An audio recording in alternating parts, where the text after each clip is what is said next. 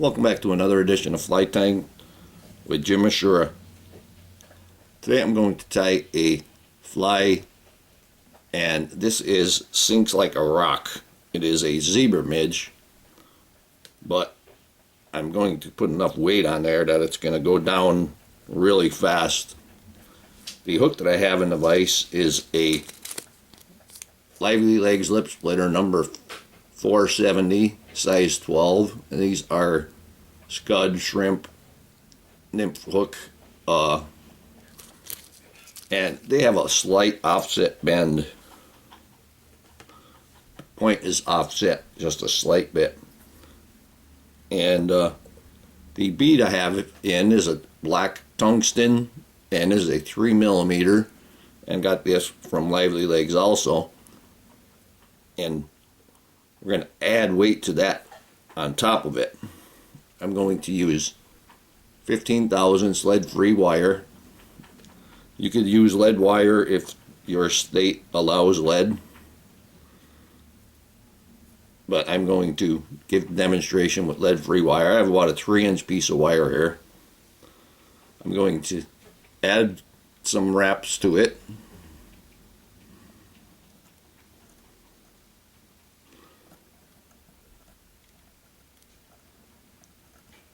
Just 3-4 wraps.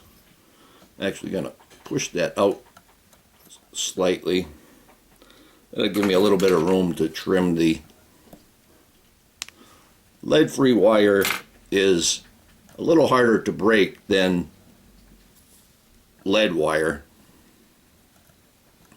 Lead, of course, comes off, breaks very easily. But this lead-free wire, being that it's a little harder to break, you could also stretch it a little bit. I'm going to use black thread, and I'm going to put the thread on now, and this thread is actually Hemingway's 8/0. This is very strong thread, and surprisingly, it's very thin. I would say it compares to the Vivas in strength.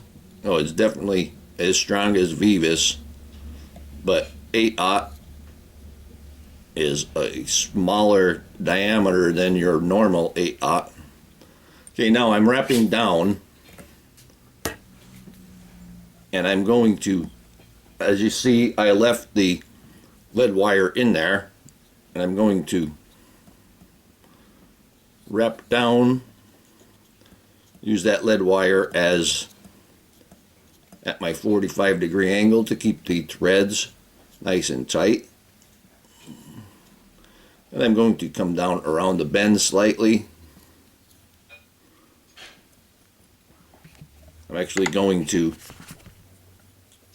rotate my thread, or spin my thread counterclockwise to try to flatten it out some. And this helps, this aids in wrapping the body shape.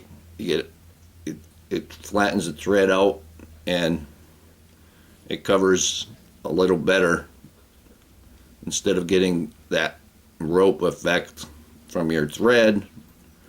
You're actually going to flatten it out. I've been lately in Pennsylvania, and usually, or all over the East Coast, it's been raining since late April. I don't think we've had 2 days without rain falling for the whole time, so the waters have been pretty high, higher than seasonable, and I've been having to get that fly down pretty deep. And this is going to help do that.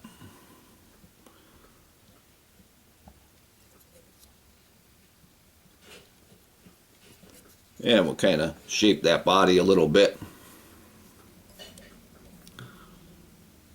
But with the water being high, it also is a big advantage to the fish, the trout themselves. Not so much for the fishermen, but for the trout.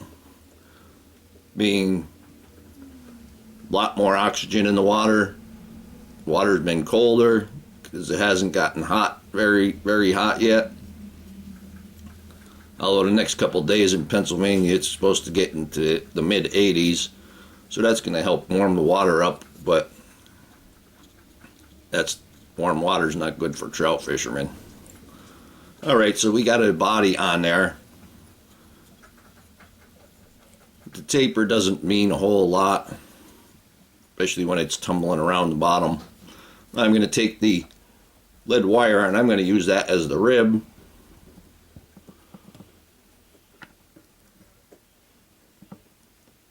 So we got quite a few wraps of wire and tungsten on here, and bring that right up the top.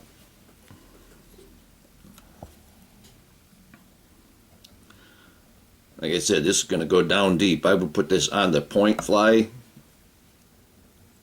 Point fly being the furthest away from the line. I'm going to go ahead and secure that, and I'm going to use a little bit of dubbing, and the color dubbing that you use, you can vary it.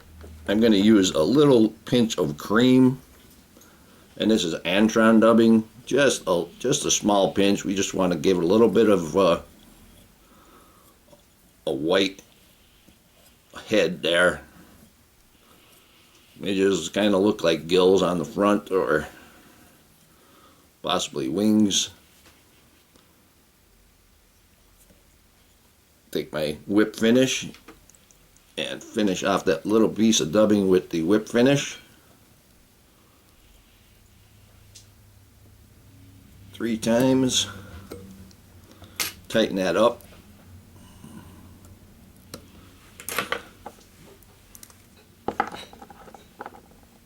And put a little bit of head cement on there.